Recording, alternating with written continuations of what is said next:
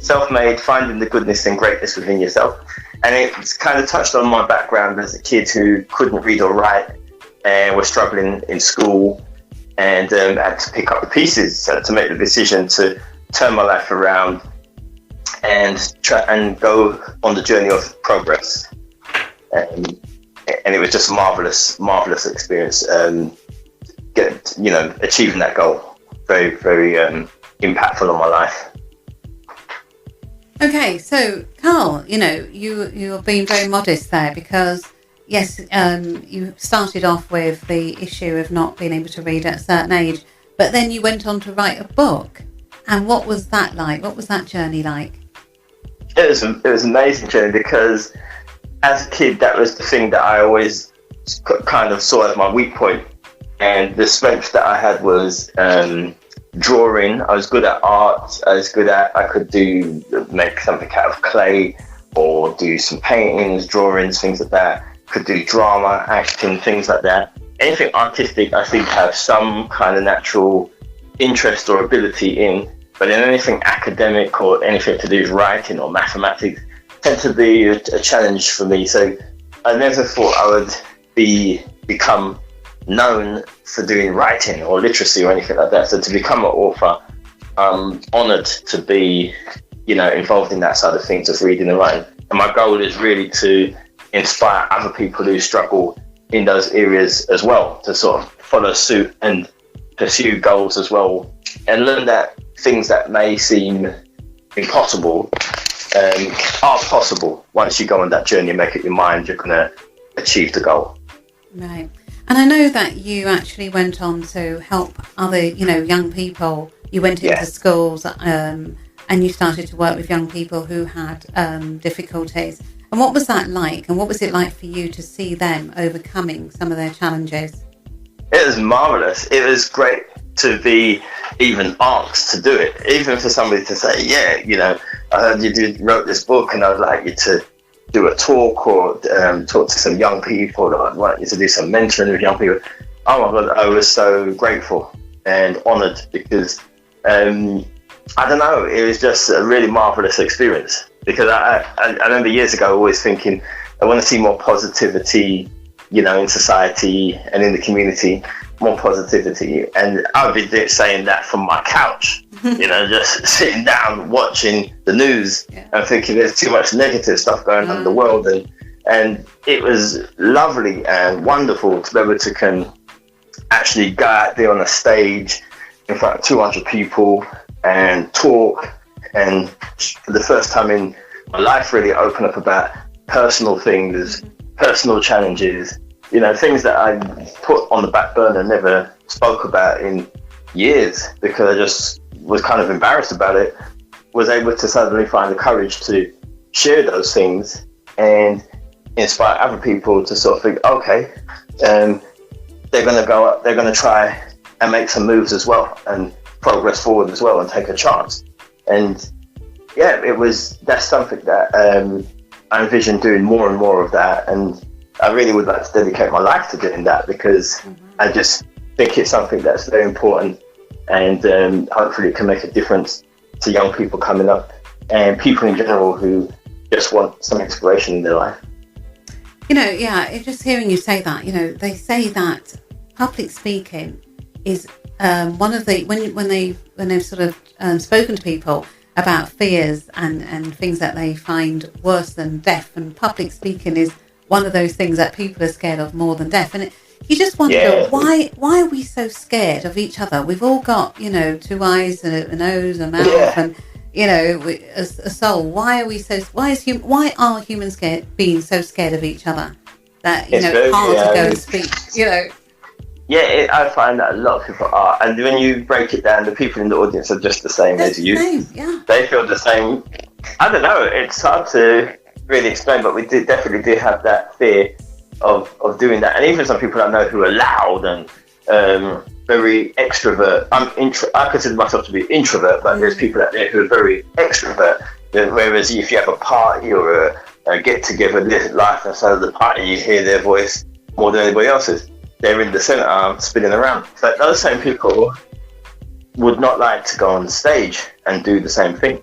You know, I know many, and they say they wouldn't want to go on stage and talk, but they're very confident, and they get their energy, they draw their energy from people because they're extrovert. But for me as an introvert, it takes a lot to go on stage.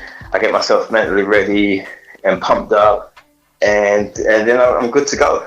But it wasn't a natural gift. It was something where I really push myself, and that's really my philosophy, that if you want something in life, you've got to really go for it. You know, don't just accept things as they are. Make changes, set direction for yourself, set goals, and aim towards it. And that going on that public speaking and presenting, and you know, really kind of trying to share something with people was one of my goals.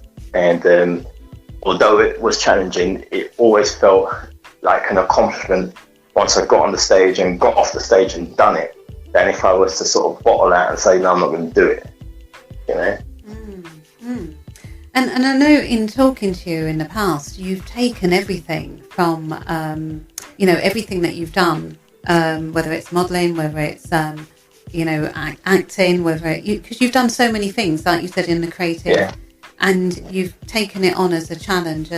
But I know for you particularly, you know, writing your book and going out and speaking to people, and I know we are going to talk about a big event that you're doing next year a little bit later on. But what I want to ask you, Carl, is, you know, with COVID-19, this has been, I mean, when the clock struck midnight on 2020, and you knew it was 2020, what was your thoughts? What were you expecting? Because we always have an expectation of what the year is going to be. What was you expecting? I was getting ready to, you know, light some flames and take some action and get some things going, and had some goals and dreams and things that I really wanted to do.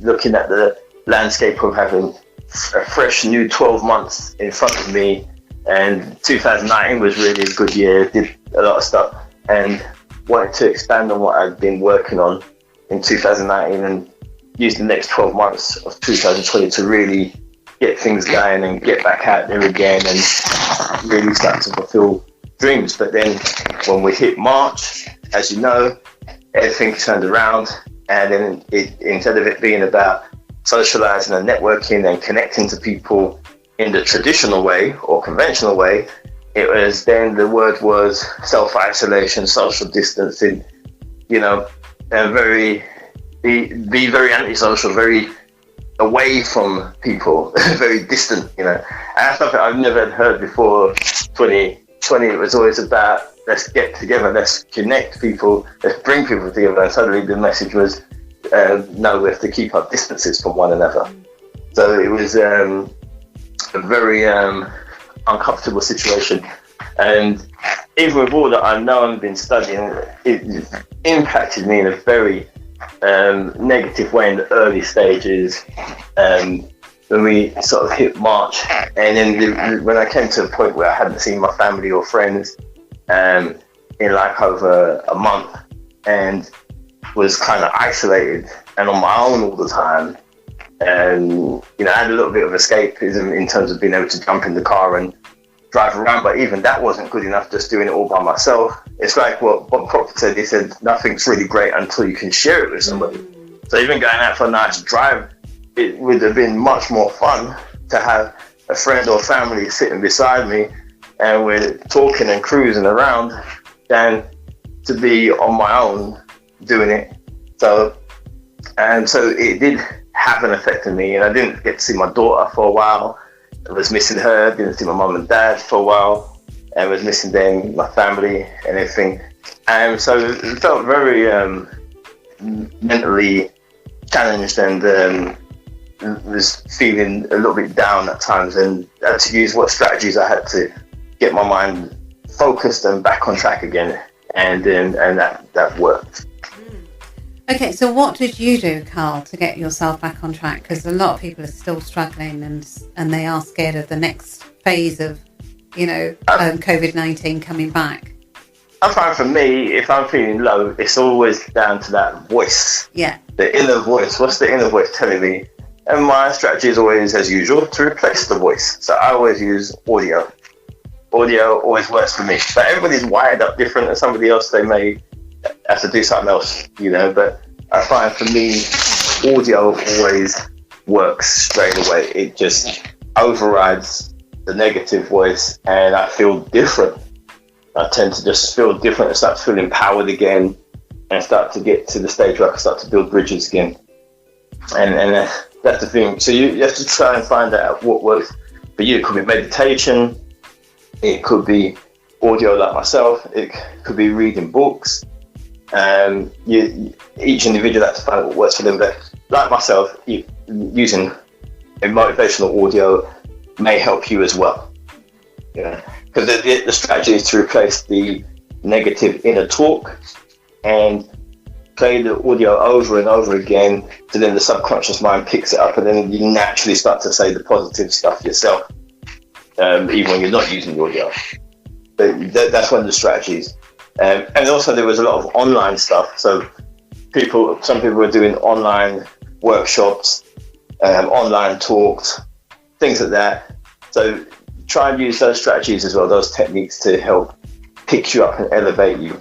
The worst thing is to fall into depression and then really go down a downward spiral, because I heard a lot of people were affected by the isolation thing, especially people who live by themselves.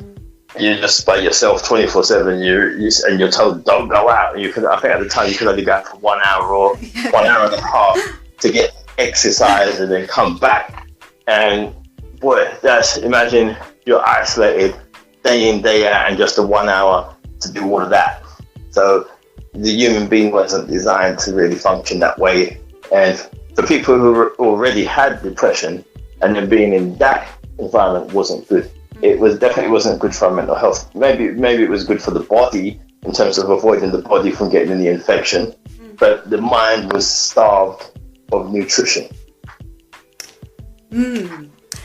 I want to go back in time, where in your book you wrote, we create ourselves, we destroy ourselves. What does that mean? Yeah, well, you see it a lot, especially with celebrities. I mean, it happens with everybody, but with celebrities, because they're in front of the camera and they're in the public domain, you get to see it played out, where you see somebody work hard, years tirelessly to get where they wanted to get in life, and they go and do something really daft and ruin it all. I don't know, maybe they start to get addicted to drugs, or they cheat on a spouse and break up a beautiful, successful relationship and lose it all. They did it themselves. Yeah, so we have that inner ability to destroy ourselves. It's almost like it's in the subconscious mind, and a part of you is thinking it's too good to be true, and I have to do something to bring myself back down to where I was. So it's kind of like there's that mental programming in the subconscious which takes you back to where you started, when you started out with nothing and you were struggling, and finally you may have become so used to always struggling, and finally everything's just too perfect, and then it's like the subconscious thermostat, which where you was down in the dumps, it's like, well, I need to correct that now, so we need to destroy some of this success. So we have that element in us. And then what do? Then you're back to the stage where you need to build again. So you recreate yourself. So you created yourself in terms of the success. You went to all the auditions that you had to do, or you went to the job interviews that you had to do. You went to the training courses that you had to do. You did whatever it took to get you up. Then you got up there, and it was too perfect and almost too fantasy, because you had a life of struggle and challenge. So there's no struggle and challenge anymore, because you achieved the goal. And it's like a thermostat in your subconscious decides, well, we need to destroy this. And then, and a part of you does something so stupid and just kind of ruins everything. And you're back to square one, where you need to reinvent yourself again now. You've got to build yourself. And as I say, you see that with many celebrities. Not that it just happens to them, but they're in a good position where you can see it play out. You can pick some or two that you may know in the media, and you can research their life, and you can see where they built themselves up, and you can see where they did something quite dumb and brought themselves back down. And they're at the stage now where they're maybe doing some reality TV shows to get themselves back up again. So it's just to sort of emphasize to the reader that you do have some sort of power in how you react to life. You know, whatever's going on in your life, it's always about how you react, you know, or the better word is maybe you should respond. So maybe try responding rather than reacting, because reacting is when you're a little bit wild and just sort of all over the place.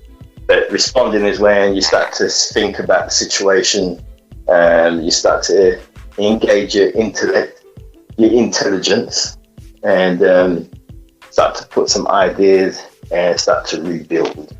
And the idea is always about the rebuilding. That's where you want to get, not the reacting. And the rebuilding is part of the responding to the situation. Yeah, I totally agree. I mean, when you look at the word react or reactive, it tells you that this is happening again. So it's telling us that, you know, we're getting triggered. There's something there from the past that we haven't dealt with, and we're repeating and repeating and repeating until we stop repeating. We'll stop when we've dealt with that activity and changed it. Then we can start responding from a more, in a responsible way. So I love that. I love that. And then, go ahead. And then that's when things start to change, because you want to find a way of doing something that's going to change the situation in terms of moving forward instead of progress. And sometimes reacting is more of a panic kind of move on your part, in terms of you're panicking, like, it's all falling apart, you know, kind of thing. But response is when you, although you feel the pain, not saying that you don't feel the pain, you still feel the pain. So you still feel it. But then you take an objective view and analyze and assess. And it's like, well, where do we go from this point on? What's the best strategy? What's going to get me back to where I want to be and get me to back on the road of progress, where there's growth, expansion, progress. In other words, you take it from the subconscious, where you're just reacting to something you don't know, and now you are conscious of it, and now you can do something about it. I love that. Yeah. Because it's the emotions that kind of cloud judgment and stuff. Yeah. You know, the emotions kind of just really can kind of mess up the viewpoint of the situation, so you can't see it that clearly, and then you can't really make the decision. But once you remove the emotion in terms of the decision making, then you can have that gives you more clear idea of where you're going to, what strategy to use, what you're going to do, what's the decision, you know. And the conscious mind is the part of the mind that decides on what's going to happen. And then the subconscious is the master power from within that makes it happen. So you have to utilize, so you utilize those two elements, those two parts of the mind productively, and then you start to get some forward movement. And you know, this is where I want to ask you about coaching, because I know you do some you do coaching as well, using personal development principles. And how important is coaching for, you know, to help people to get over their blind spots and to move forward? Very important. I posted stuff on my page a couple of days ago, and I believe in it with passion. And I said words of encouragement. I said sometimes just a few words of encouragement can make a massive difference. You know, I mean, and coaching, it's good for a person who's trying to work towards something. Maybe they're struggling at the moment, and they've got that extra person who wants them to succeed. I mean, how many people in their life are in an environment where they're around people who really give a damn about whether they succeed or not? On the back, you can do it. Go ahead. Yeah. Most people, I think, are in an environment where nobody doesn't really care too much whether they succeed or not, because those people are going through their problems as well. So they're going through their problems, you're going through your problems, and they may not really have much time to be worrying about your problems because they're trying to solve their problems. Whereas a coach or a mentor is dedicated to you. So if I'm coaching you, I'm not focused on me. In that in that 45 minutes talk that we're doing, that session, I'm focused on you. And in that moment, I don't really exist. I'm just a vessel, an energy that is helping to communicate with you so that you can figure out what it is you are going to do in order to progress forward and come up with some answers and a strategy that's going to help you to propel forward. And you're not going to really get that often for most people in their everyday life, because the people around you, they're worrying about their own problems. You know, so, and I've seen it many times where people have a discussion. There's somebody who's got a main problem and people are having a discussion with them, and then it ends up being about the other people in the room, their problems, because oh yeah, that happened to me, and I was this and that, and the person, and the poor soul who needed the pat on the back, then they kind of are just left out, so they're still none the wiser to where there is. But with a coach, the coach is dedicated to you. You're getting something that the average Joe Blogs doesn't get. You're getting a space, but that's what we call it. It's a space that you're getting where it's all about you solving this problem. And you have those sessions maybe once or twice a week, maybe every 2 weeks, you know, depending on what works best for you. And they're usually about half an hour to 45 minutes. They don't have to be an hour long. And it gives the person that space to really sort of communicate their issues. And sometimes as a coach, you don't really even have to say too much. Sometimes it's about letting that person have that space to talk, and you listen, you know, and you may just occasionally ask some key questions that you think will trigger some answers from that person, from the coachee, and that's some of the key things. But it gives them that space. Mentoring is more where you're sort of sharing some skills, and you get a chance to talk a bit more and express some ideas and solutions. But coaching is really kind of a way of drawing answers out from the coachee and getting them to find out the answers to their own problems.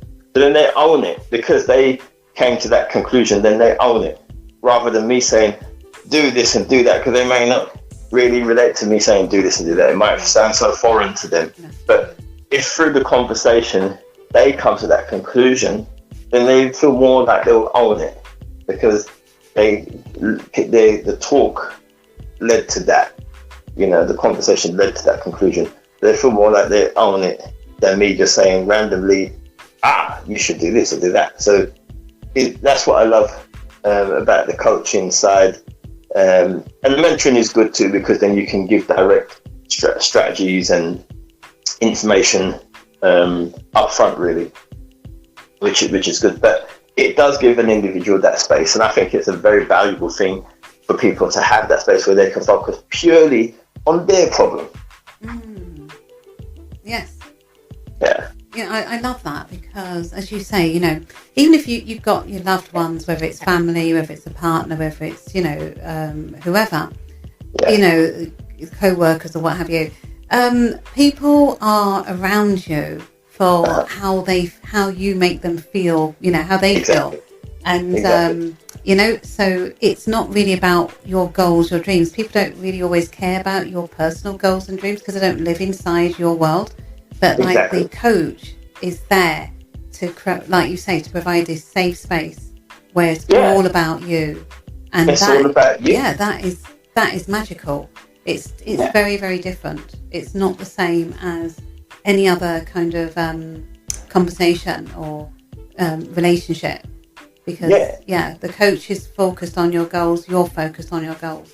Whereas in other relationships, it's like, okay, you do you do this for me, and then I'll do this for you, and you know what I mean. It gets very, you know, tit for tat. Yeah. And you don't, you know, it's even difficult to get that from family or friends, because everybody's going through their own problems. You know, it's just the way it is. It's just life. Everybody's going through the challenge, and they can only give so much. You know. And there's only so long they can go on with hearing about whatever you're going through. Whereas with a coach, you could have a 6 months commitment with a coach on your situation. You know, you could have years commitment with your coach where you're just meeting up with this person purely about you. And how nice is that? You know, that's awesome. yeah, whenever you meet you've got the floor. It's about you, your situation, and you don't have to feel like you're burdening anybody. You don't have to feel like you're putting anybody under duress, stress, and because this is what the person does. This is what they enjoy. Yeah, they're there for it. They love it. Yes. Yeah. They look forward to you coming for the session. Yeah, that's it. I enjoy talking to people about their goals and listening to them talk about their challenges that they face. And I love when you see the turning point when they start to find answers, and ultimately when they start to have some growth and there's progress and there's solutions. I love all of that. I get a buzz out of that. It relates to what I study in terms of personal development. I get to see it unfold. Whereas family and friends, they've got their own situation. They can only do so much, and they're not necessarily trained to do coaching and mentoring. It might not be in their remit. It might not be something that they're really interested in or focused on. Not everybody's interested in that sort of thing. Some are, some ain't. So yeah, that's the benefits. Definitely, it's an advantage. That's why celebrities have coaches and mentors. That's why athletes have coaches and mentors. That's why lots of successful people have coaches and mentors, because it's something that is an asset in terms of achieving progress and success in workplaces. Some companies, some corporations have coaches and mentors to get the most out of employees and so on, because it's a valuable tool. As you were saying that there, what came to mind was one of the things that is really powerful with a coach is they focus on, turning your dreams or your fears or what have you into goals, tangible goals that, Exactly. Whereas when you're talking to, maybe friends or family about something, you tend to find that you keep focusing on the problem, the hole in your soul, Absolutely. That is a major factor that I find with people, family, friends. They will focus on the problem. Oh my gosh, that's terrible. What happened? Oh yeah. But how are you going to move forward when you're focusing on that? Not very I don't think you're going to move forward. The strategy should be, so what happens next? Indeed, yeah. Yeah, that's done. It's happened. Mm-hmm. Now what? So let's look at where we go from here now. What do you want to do now? And that is where the mind should be focused on. That is where the attention is. What's done is done. So whether it's you've lost your job, whether it's you've broken up a relationship that may have been 10, 20 years or 5 years or 2 years or 2 weeks, whatever.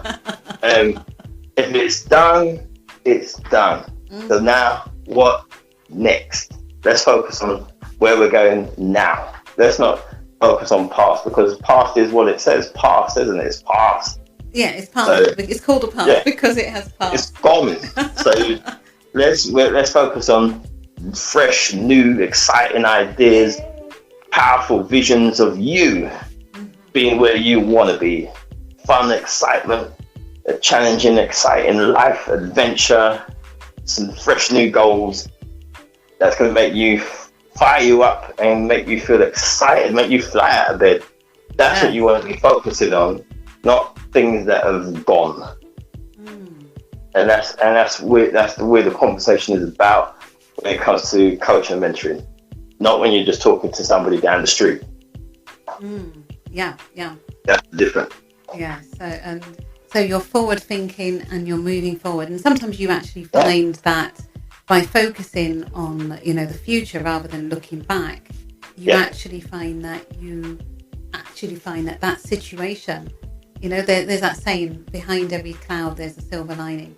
You actually find that it moves you into something really purposeful for you, something that takes you to a whole new level.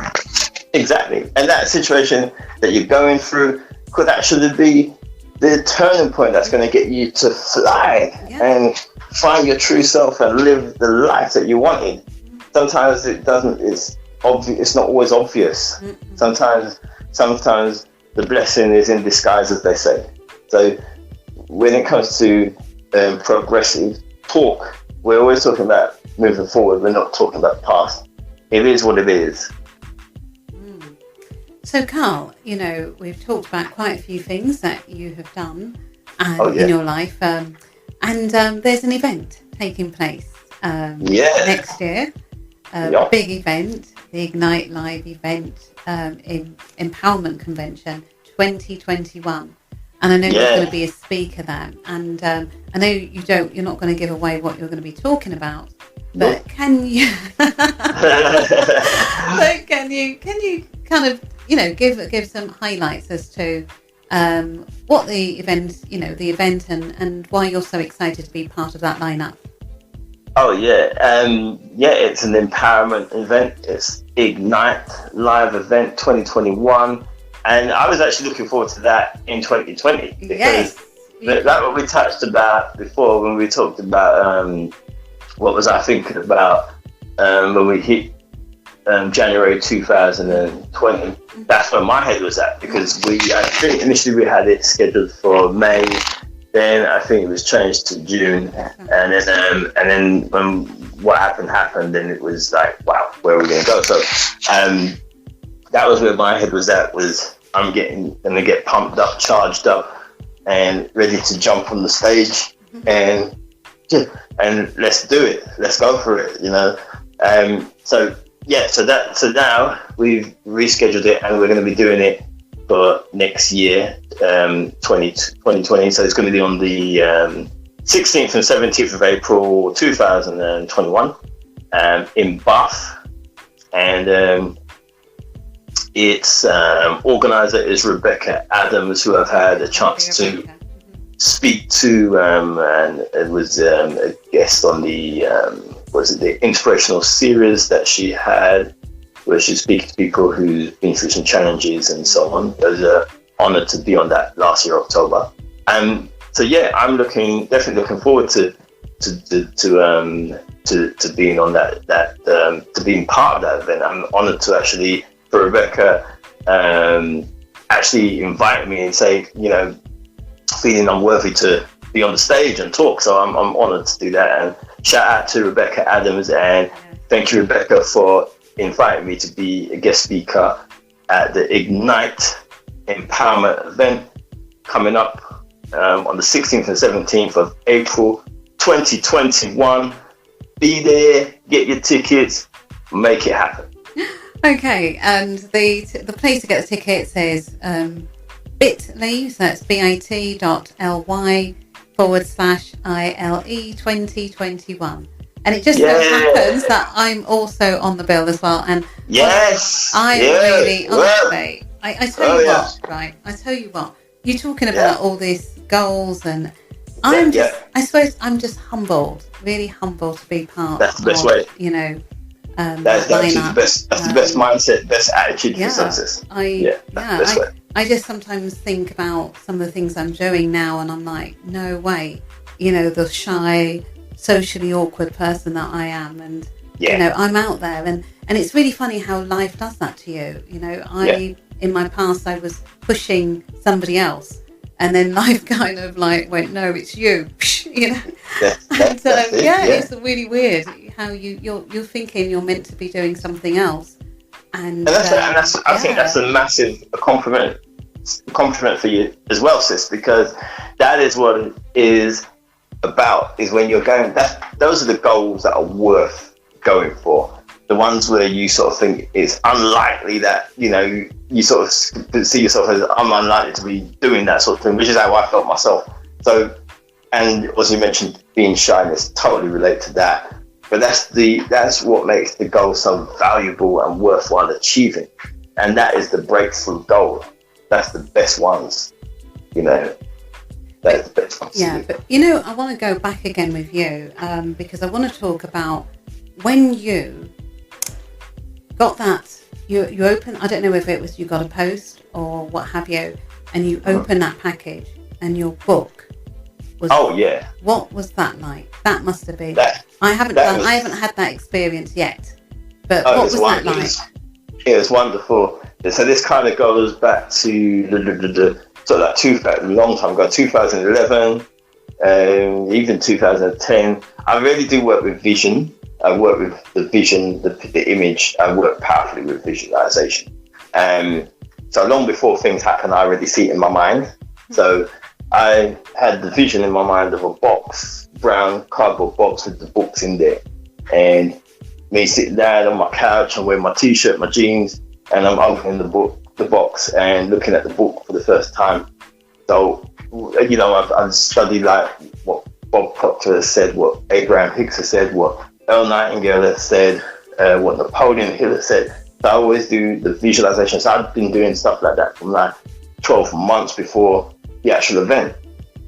And that was what I did. So that moment when it actually manifested and became my reality, my physical reality, I was like, wow, because this was like one of the major visualization events that, you know, I'd ever done, I suppose you could say.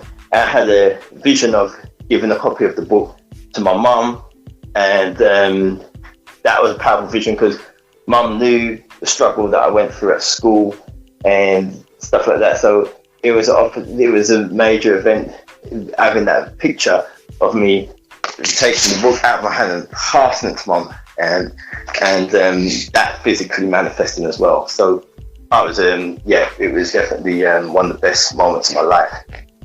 Wow. Yeah, no, I know, because I've heard you say just behind having your beautiful daughter, the being an author was the very next thing that you'd put out there. Because it was, let's see, so it's kind of like for years and years living your life, seeing yourself in a certain way, and then the thing that you just felt wasn't you, you suddenly become that thing, you know, and you're involved in writing, reading, academics and things like that you ran away from at every turn you could as a child and as a young person, and then you kind of bathe yourself into it in the end. That was very, very magical. That was where life became very magical, and what you would say was impossible became possible. And then the word impossible didn't really have that much meaning anymore, because I started to have faith and belief that all things are possible. Yeah, and that is so true.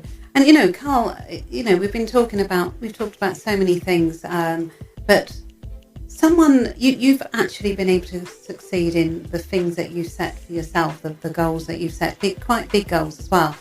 And what would you say to anyone who is still struggling? And I know I say this every time, people probably say, oh, here she goes again. But, you know, the truth of the matter is we are, you know, there is a lot of fear in the world, and we can never hear too much about positive intentions and what have you. What would you say? The more the better. The more the better I use. Because there's always some negativity being dumped down. So it's like you have to always, you know. So what I would ask you is, what would you say to anybody who is struggling at the moment? You know, they would love to achieve something, but they're scared. You got to focus on where you want to go. Against all opposition, you got to focus on where you want to go.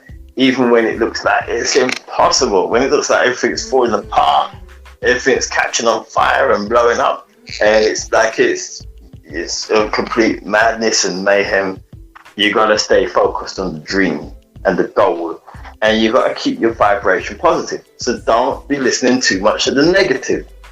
Don't be coming on social media and posting about your whims, because then people are going to expand on that and you're going to attract more of that. Leave that to loved ones and have a quiet word with loved ones who care about you, and leave it and let it rest there. Focus on the dream. Expand the dream, don't expand the problems. Keep yourself in a positive vibration.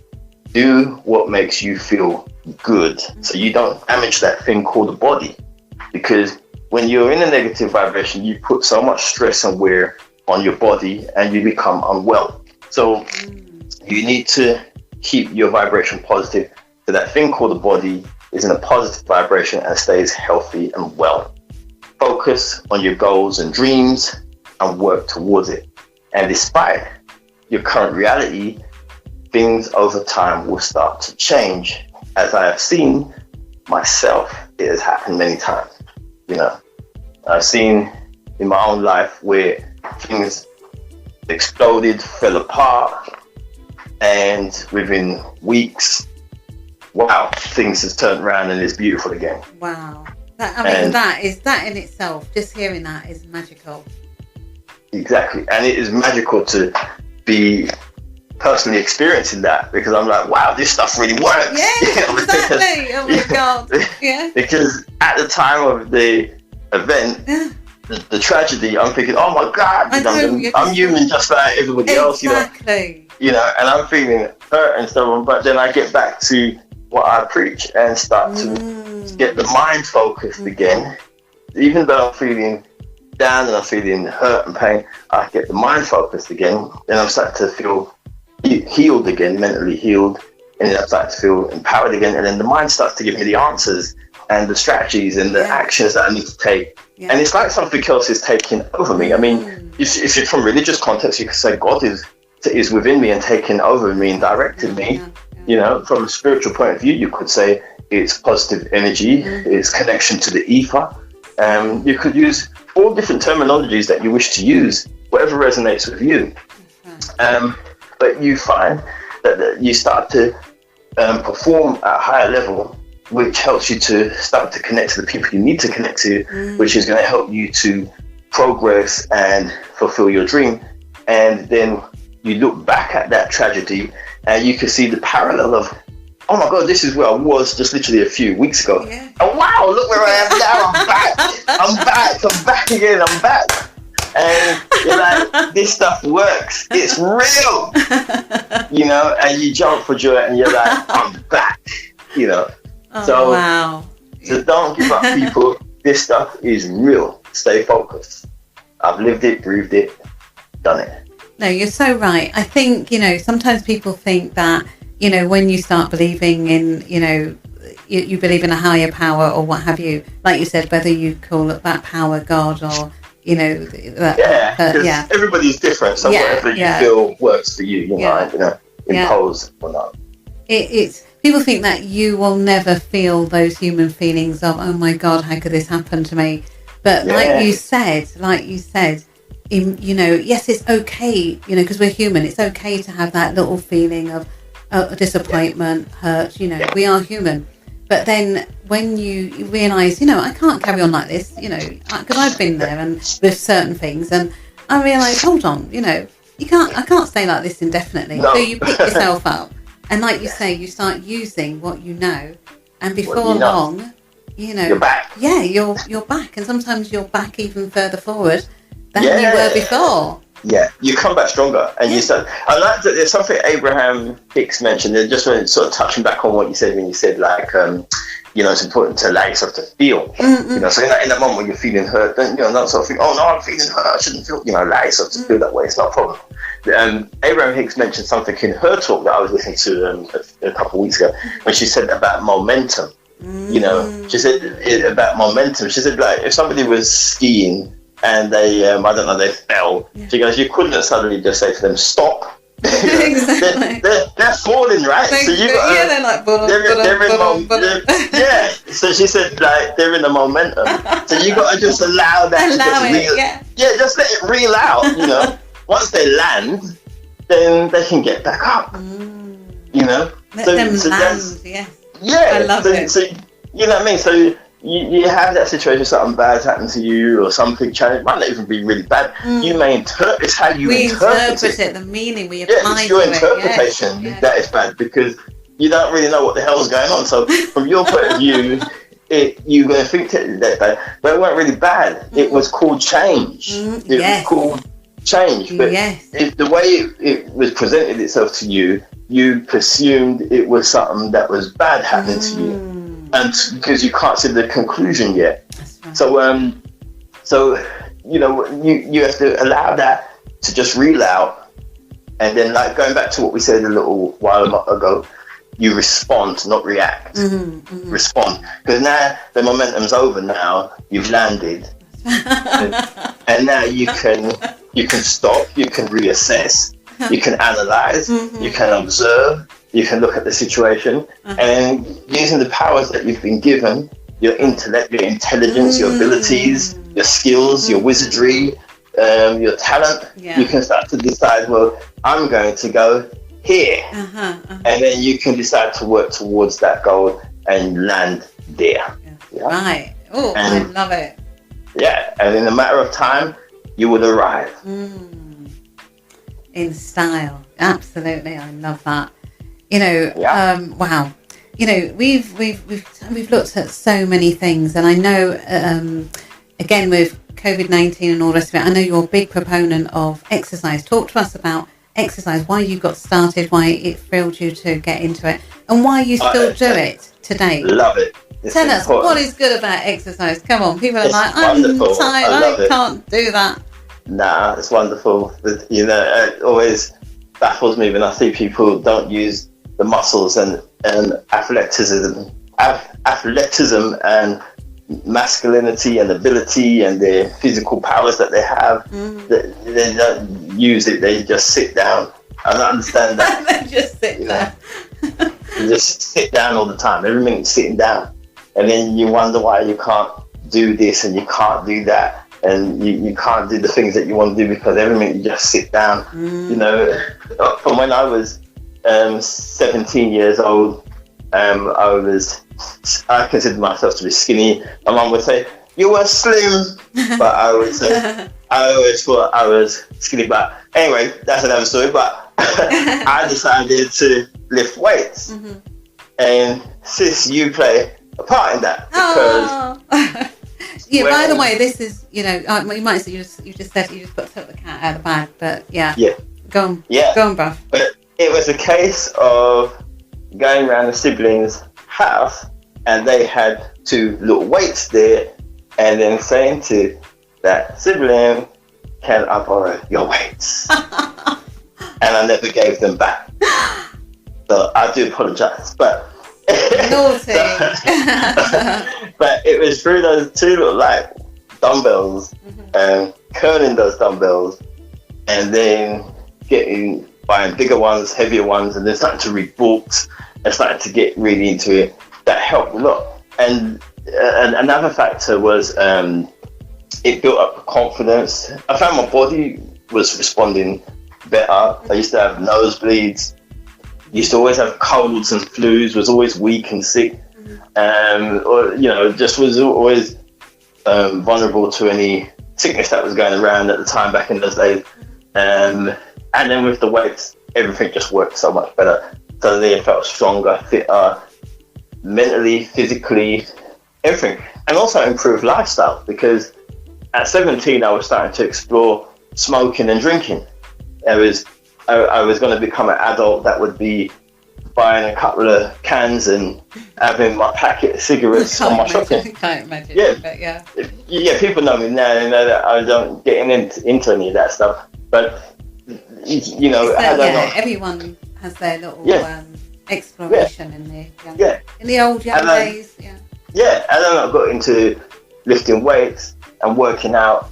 I guarantee I most likely would have been an adult now who, when you come around my house, I'd have my ashtray out and I'd have my couple of cans and my cigarettes, and it'd feel distressed if I ran out of a packet, you know. So I thank God that luckily, I don't, you know, it's hard that I sort of think how I stumbled on it, but it was just that moment of being around the siblings' house and the two of them were talking, and then I'm just there observing, and I'm spotting, bam, there's two weights in the corner of the room. Wow. I want those weights. So out of everything that was in the room, that's what you, and that's amazing, isn't it? Like you said, at a young age, you could have spotted, you could have focused on something else. Yeah, because you got two young ladies talking, you got two sisters talking, and you got one guy, which is myself, a brother, just in the room. I ain't really engaging in what they're talking about. It's women, ladies talk. So I'm kind of like just there. So then I noticed, bam, there's two weights in the corner, and I've been wanting to start, but I didn't know how to start, you know, because I would talk to my brother about weights, but we never got to do it. And at the time I never got to do any workout or anything like that. So then, like when they say that moment came, maybe because it was my desire and my intention to want to do it, and then that was So the moment arrived, and they say you have to act. They say when the opportunity comes, you have to act. Yeah. So I acted. I opened my mouth and I said, can I just boil those grapes? And luckily the answer was, all right then, but bring them back. Really? Really? Actually, I don't know. I don't know. It's too long ago. Sure? I think I was just said I was just told you could borrow them. Yeah, and that was pretty much. It was a very generous moment.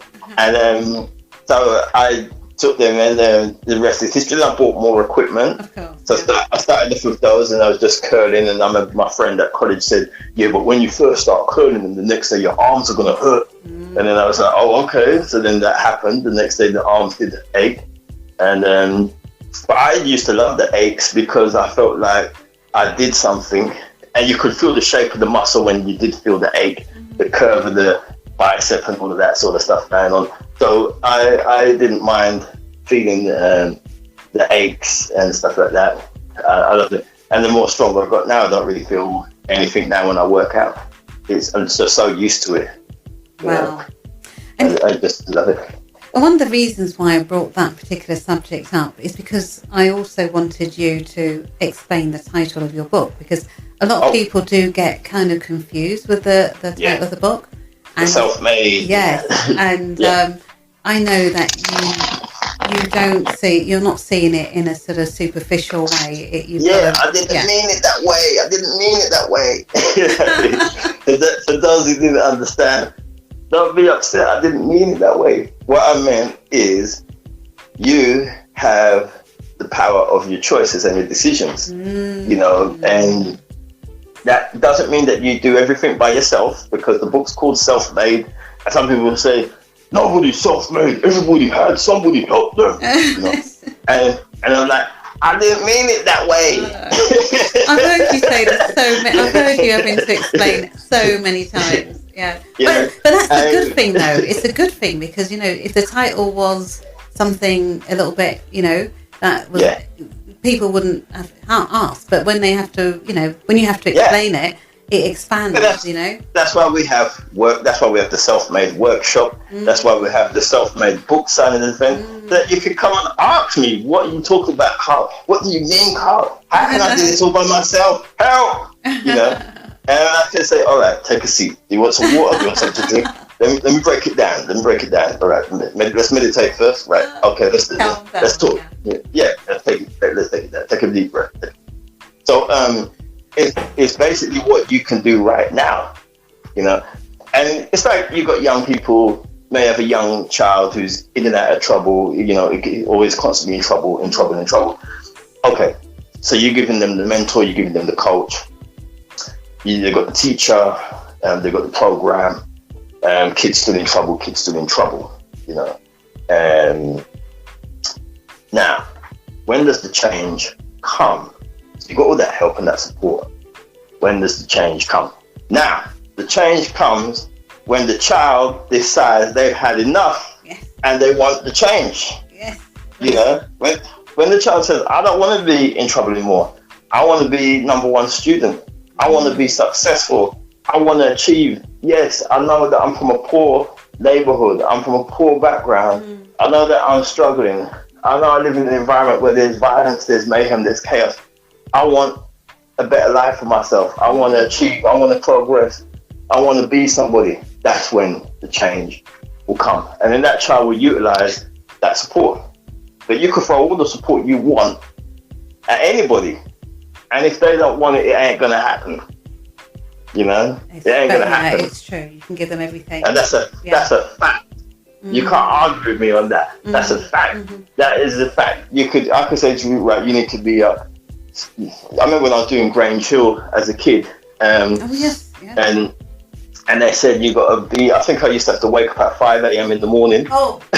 And I had problems going to school at the normal time, let alone 5 a.m. And I had to be up at 5 a.m. in the morning to get down to Elstree Studios.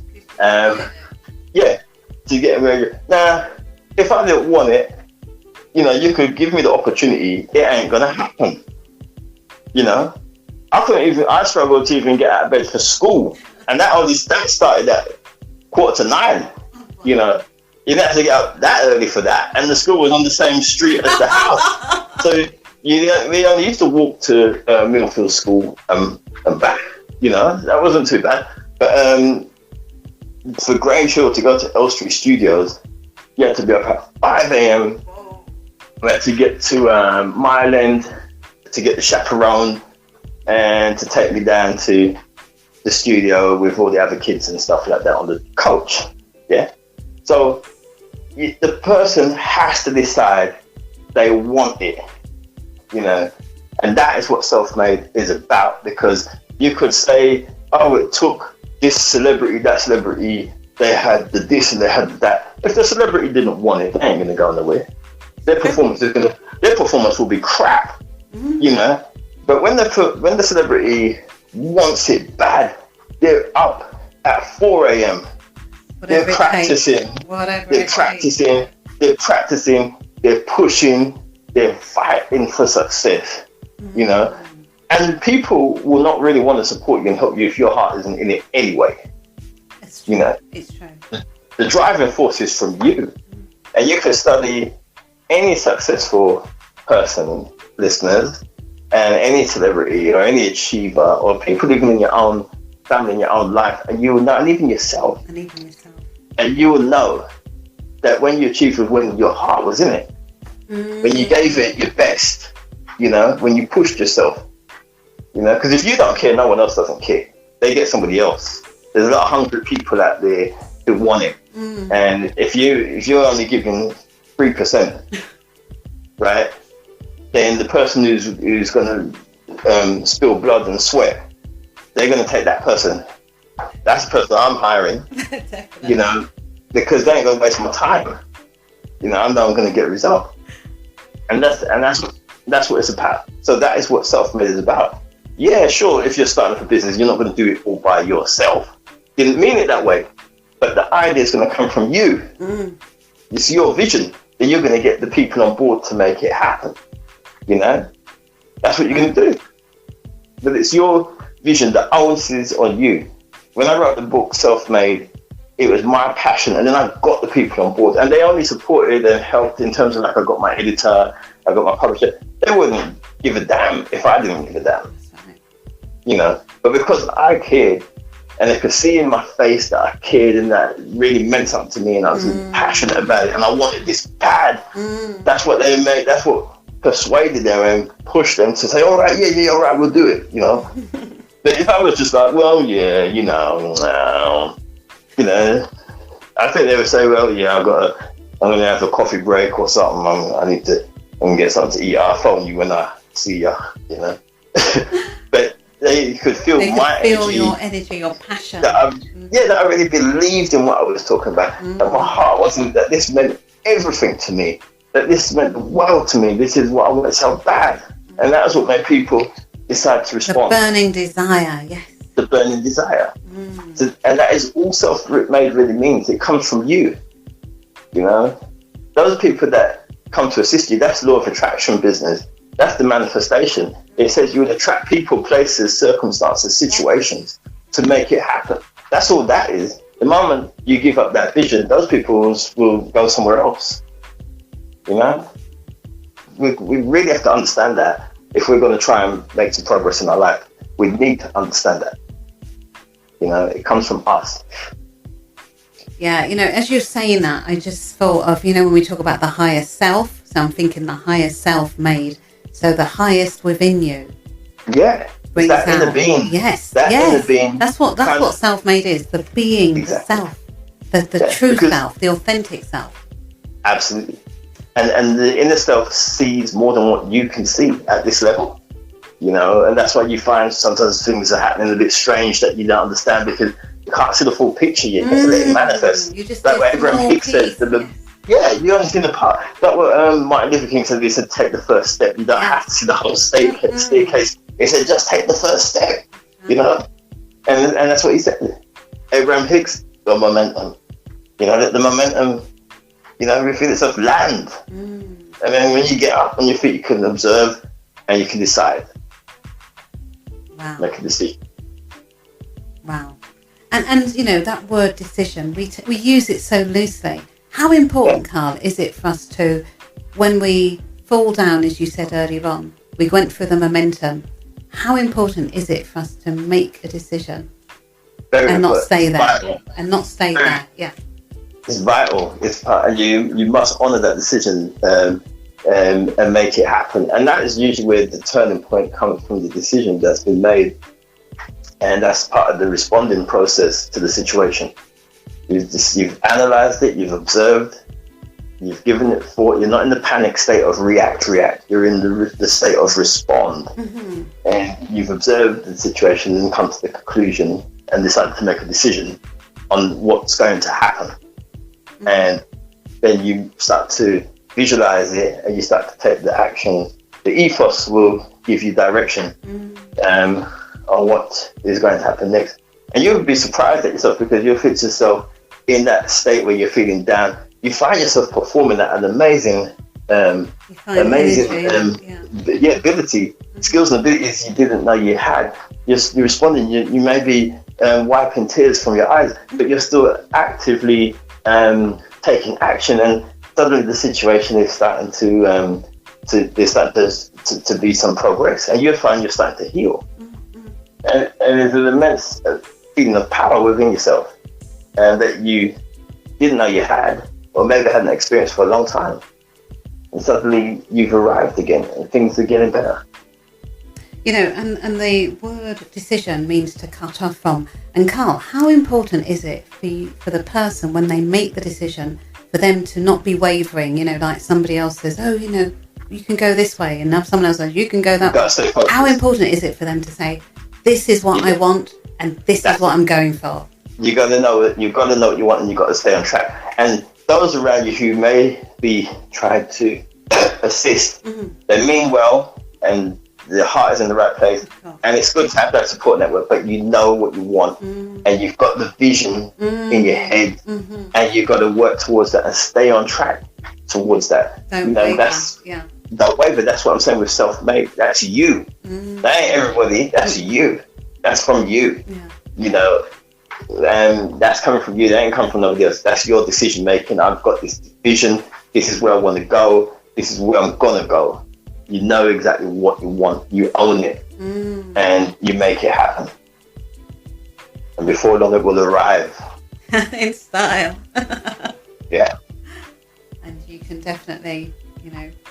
You can definitely stand there and know that you brought that into being. Existence. With the support and what have you. You started with nothing but fresh air on your face. Woo. You know, with nothing in your hands, but just the idea. You know, what you visualize will materialize. Everything that's I love in that. this Say world, that again. I love that. What you visualize will materialize. Everything in this world started pretty much from somebody's mind. You know, the clothes you're wearing in somebody's mind. You know, the way things are designed, the way they're displayed. It was all before they were physically made or manifested. It was in somebody's head. You know, it was in their mind. They're thinking, well, I could do it that way, and we could put it that way. It could look. Before long, the thing's there. You know, and that's the same with everything. So nothing that we see with our two eyes wasn't first in someone's mind. Absolutely. And that's that. And we can do the same with our own life. And I know from experience, it's happened to me many times where I've had the vision in my mind, and then I was there with the thing. It's here. And I know that I brought it here. And I'm like, yeah, and I know that I was looking at the images of that thing day in, day out. I was visualizing it. It's here. It's arrived, you know. And that's been with books. That's been with relationships. That's been with everything, anything, situations, opportunities. You got to see being on, wanting to talk on stage, visualizing myself being on the stage. At that point, I ain't got jack squid, but I'm sitting there thinking and visualizing myself on stage in front of hundreds of people, all these heads of people in front of me, eyes, the eyeball, staring. oh my God, the microphone. Sometimes the microphone booming your voice out, yeah. Yeah, sometimes you're talking in the microphone like that. Sort it out, controller, sort it out. But then before long you're there. They're like, well, you're on in about 5 minutes. You ready? You got the lump in your throat. And then you fly out there. You got two. If you don't fly out there, it ain't gonna happen. So I always just fly out there. So hold on. So you don't go out there tepidly. You go out there with a action, with a plan, a man on a mission. I got to run out and skip and get out there. I got to do it because it's either that or it ain't gonna happen. It's all at the back. It's all on that. So.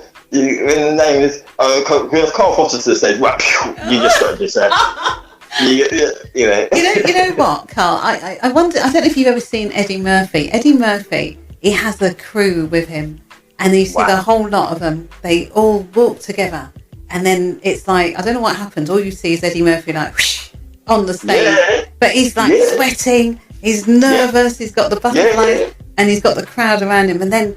It's him, and it's only him. And that really attests to what you're saying with the self-made thing. Yes, he might have all these people, everyone patting him down and telling him he can do it. But at the end of the day, he has to be that one that... They can't hold his hand on the stage. They can't hold his jaw and make his mouth open and close on the stage. Isn't that him? Isn't that all him? That's him, right? When you're on the stage, you're on your own. And you just got to get on with it. You ain't got nobody to help you. Your coach ain't there that's going to help you. The only thing that helps is preparation. So you get your mind ready. You get yourself ready. I do all of the preparation stuff and get myself mentally and physically ready to do what I've got to do. That's pretty much it. But then once the day arrives and you're on stage, then you let the information flow through you. You try and keep yourself relaxed and let the presentation, the message flow through your being, and then it should all work. It will all work out. It will be all right. You don't want to be tense. You don't want to overanalyze. You don't want to over-observe. Just understand you're trying to communicate a message to an audience of people. Once you simplify it like that, then it should all flow, because then you know what you're doing. Yeah, I love that. And, that really just answers to what, about how we create ourselves or create our lives. And to do the opposite of that is how we destroy ourselves, destroy our lives. It's what you're saying there. It's really what you focus on, making that decision. Don't take any other advice, but just go for what you've already decided on, and don't look back. I think the challenge that people make is they focus on what's going on around them. So if something bad is going on around them, and they put all their energy on that, and then they just manifest more and more of what's going on around them, and then the dream is lost. They can't even remember the dream. What was the dream? Can I phone a friend? I can't remember. What was the dream? They don't know. They're focused on things going around them all the time. Every minute, focus on what's going on around. Forget about what's going on around. Focus on what you want. Inside you. Yeah, you deal with what's going on around you. I mean, if you're walking down the street, you make sure that you're walking in the right part of the pavement. You're making sure that you're crossing the road when it's safe, when there's no traffic. Yeah, I understand that. But put aside that, where do you want to go in life? You focus, your mind. What do I want to accomplish? Do I want this big thing that's coming up? Do I want to improve my career, my job? Or is it relationship? Do I want to improve my health? Focus on it. Visualize achieving it. Work towards it. Take action, make it happen. The other stuff is just stuff that you got to get on with. Harboring thoughts of negativity ain't going to help you. Focus on where you want to go. Yeah, absolutely, totally agree with everything that you've said there, Carl. And also, how important is it for you to be comfortable in the mundane as you are rebuilding? You're going towards your goals, because repetition and all these different things, and maybe the obstacles that's coming to. How important is it for you to be able to kind of fall in love with the routine of doing something, over and over again? Like when you talked about the bodybuilding and, how Oh, important yeah. was it to go from the first lift to, doing it on a daily basis, or, It was the whatever? progress. And with something like bodybuilding, you see some results quite quick in some aspects, especially because I considered myself to be skinny. But at the time I did it, and immediately, I think like maybe after a week or so, I started to see striations and shapes and on my arms and back and chest and stuff like that. So I started from being a skinny kid to suddenly starting to see the development. I was like, yeah, I was like, I want to do more of this. I had to actually slow down because I started to hear that us natural bodybuilders, without taking any major supplements or anything like that. I mean, other than maybe a protein drink or just eating well. Growing up and living, with mum and everything, and the food that was at our home, there was plenty of protein, carbohydrates, vitamins, minerals for somebody working out. But I then learned that you needed to train one day on, one day off, one day on, one day off, and sort of mix up body parts as well. So if you're doing, I don't know, if you're doing your chest and your back, then the next day you're going to do, maybe you might do legs, or you might do something else, or arms or shoulders. You're going to do different parts of the body. You might do sit-ups. I find abs, you can train abs quite often. I know some people who train abs every day, and it responds. So some body parts you can train quite often, but others you need to take days off to strengthen them and tone them and all that sort of stuff. So just seeing the progress was what kept me going, and it was very exciting and magical moment, because most people in the world or in the society, unfortunately, are so negative. I remember when I was telling my college mate that I'm going to do weights, and in that moment I was a skinny teenager who had nosebleeds and suffered from hay fever, and was always catching colds when it was winter. And he laughed at the thought of seeing me muscled up, because he looked at me in my current state. And he looked at me as I was. He couldn't see the vision. And he got a bit of paper, and he drew the picture of a thin man who was trying to lift up weights. And I was like, yeah. So then we finished college together, and he hadn't seen me in years. Mm-hmm. And I was now in my late teens or early 20s, and I started raving and going to clubs and parties with my friends and stuff like that. Mm-hmm. And he had seen me like maybe 2 or 3 years after that period, that time. And I was all toned up, and I was stocky and built. And he was like, wow, you did it. I said, yeah. Wow. He couldn't believe it, because like most people, they judge you by what they see right now. So if you're struggling right now, they think, oh, well, you're always going to be struggling. And they talk to you from that point of view, not understanding that you can actually change it. It's a funny, Carl, because I've heard people say that, a lot of people, they want to get rid of their critics. They want to get rid of the haters or what have you. Mm. But what you did, and what I've heard it's very important to do, is use the critics, use the haters. Yeah. To push you. It motivated me. Yeah. When he did that drawing, I was like, right, I'm going to show you. Yeah. I'm going to show you. So it was like, keep laughing. Like that. Yeah. And I didn't know he was going to be at the club, but we were all young at the time, and everybody was out. And when summertime comes, you start to see people you hadn't seen in years, because we all going to the same clubs that's been promoted. And I was there at the dance, and I saw him with a bunch of friends, and I was with my bunch of friends. And then he came, yeah, what's been happening? So it was like that. And then he said, yeah, so you did it. I was all toned up. That must have been a great feeling. Yeah, and so, which proved the magic. Mm-hmm. The magic that you can transform, you can change things. And it didn't matter whether I did it or not. If I wanted to stay as I was, that would have been a problem. But if I didn't want to stay that way. I wanted to be more athletic, more toned up, and I also wanted to improve my health and strength. And the way I was at the time, I was getting colds, flus, nosebleeds. So obviously I didn't want to continue with that. Mm. So the idea was to build a more healthier, stronger, healthy body that would perform better, and would improve my health. So there was a lot more benefits to sticking with that goal and achieving it. Plus, as I said before, It's got me out of drinking, smoking, and all kinds of other things that I probably could have got into. Yeah. You have to keep it clean.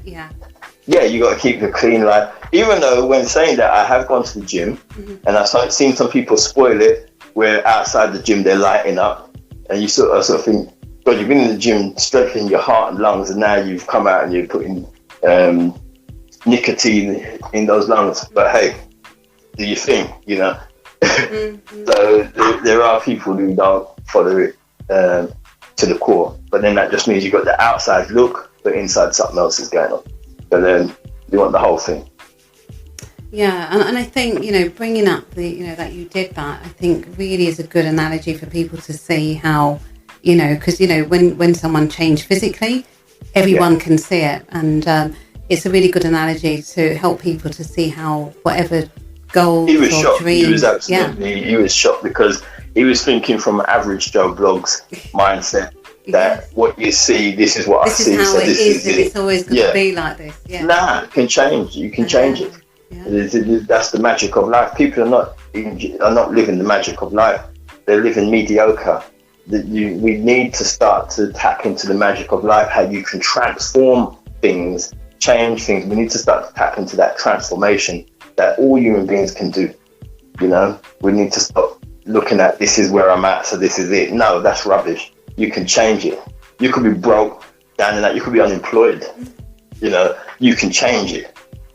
You can change it. There's options out there. You just got to set the goal. You got to work towards it. I know what it's like. I can remember being like 18 years old, no job, no nothing, and then boom, through trial and error, the next week I'm working in a company. I've got money coming in. I'm doing stuff. You know. So, or I'm not doing it, or I'm, you know, a teenager and I'm not doing anything. Suddenly I'm on a training course and I'm meeting new people. I'm learning stuff. I'm being educated. You turn it around. I'm no longer at home watching TV. I'm out there. Got to be somewhere at a certain time. I've got commitments, appointments. I'm building something. You can turn it around. We've got to start tapping into the transformation. Come on, people. And what you said earlier on is when you do that, you will attract the people, places and attitudes. So all you need is your mind. All you need is your mind. Because the things that people tend to say is, but what about this? But they focus on this minute, right? This second. People that come in will have those things. The situation will bring those things. And the scenario and the situation will change. Suddenly somebody's sitting in front of you who's part of the goal. And you're like, all right. Okay, yeah. You know, so that's how it works. Been there before. When I was getting ready to write the book, I went on the coaching academy training course, a 2-day course. A guy from the States came and sat right next to me, who was part of the goal. He was somebody who got someone to mentor me in the early part of the book, in terms of encouraging me and sort of keep me going. And so I was using them, and then I was also listening to Bob Proctor on audio, and I was also listening to a whole bunch of audio stuff. So I was doing everything to just really fire up this subconscious mind, break through the barriers, going all that determination, you know. And I attracted all the right people. But when it started, where did the goal start? There weren't nobody at the time. I was in my bed writing on my laptop and typing. There weren't jack squid there. There was nobody there. You know, so what could I do? I could say, oh, well, there's nobody here, so I can't do it. But the moment I said, I'm going to write a book, the universe shift, the energy move, everything. Things start to spin, and stuff started to happen. And suddenly I was bumping into people who were talking about the same thing, you know, and then well, the magic started, you know, magic started. So that's what you got to do, listeners. It's going to happen to you. Your time is coming. And I love that quote you mentioned. What you visualize will materialize. Visualize and materialize your dreams. It's coming. Hold on to the vision. Hold on to it. Keep feeding that vision. Just keep looking at it. Keep staring at it. It's coming. You know? Don't ignore your dreams. Carl, how can people get in touch with you? How can they get a session with you? How can they get your book? Where are you on social media? Just tell us Bear it all.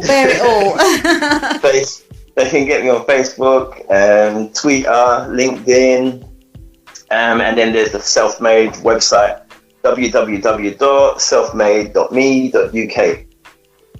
So inbox me, let's talk. And Carl, where do you see yourself in the next 5 years or so? What's the future? I just want to be connecting with people, inspiring people, uplifting people. I'm concerned about our young people. Yes. I want to get them on track. I want to talk to them. I want to speak to them. You know, that's the next generation. You know, we've got to start getting these kids to visualize success and achievement, progress. Don't care if you're from poor neighborhood, poor household. Don't care what you've been through. You can still make it through. Yeah. Remember, they will attract the people and places with the right attitude. Exactly. The buck starts with you. What do you want to do? Where do you want to be? Don't want to hear no excuses. Oh, it was because of this. Oh, it was because of that. But where I live, nobody's doing that. Don't want to hear none of that. What do you want? Where do you want to go? Let's talk about that. And then we'll work towards achieving it. Wow. Carl, it has been amazing speaking to you.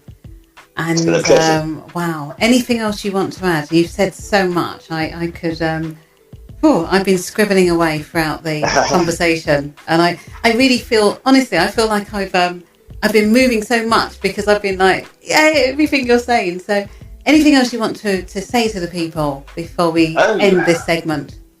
Wow, I mean, all I can say is, you know, you've got to just go and make it happen. You've got to do it. It's the onus is on you. The starting point is you.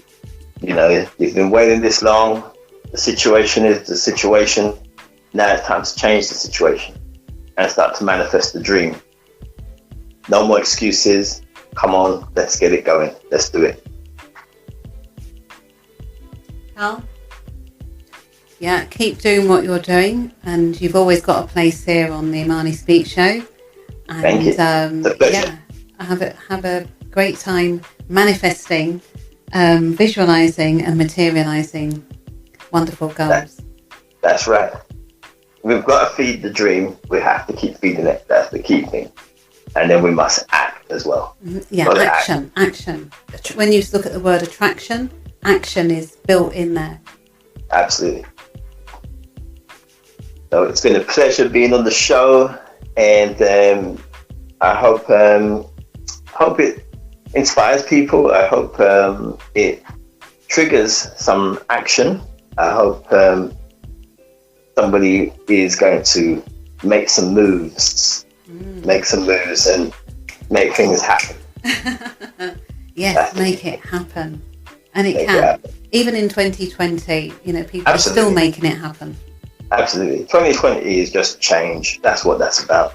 Change. Absolutely.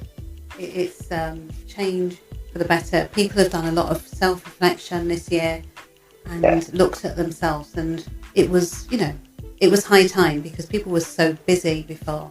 Busy, never looking within.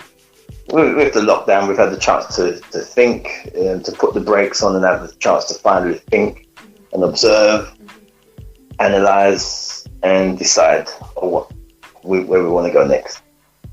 So it's just change, and life is all about change, and we have to be a part of the change, be part of the creative process of how that change is going to look, you know, what's going to manifest. We have to be part of the creative process so that it turns in your favor and leads you to where you want to be, where you want to go in life.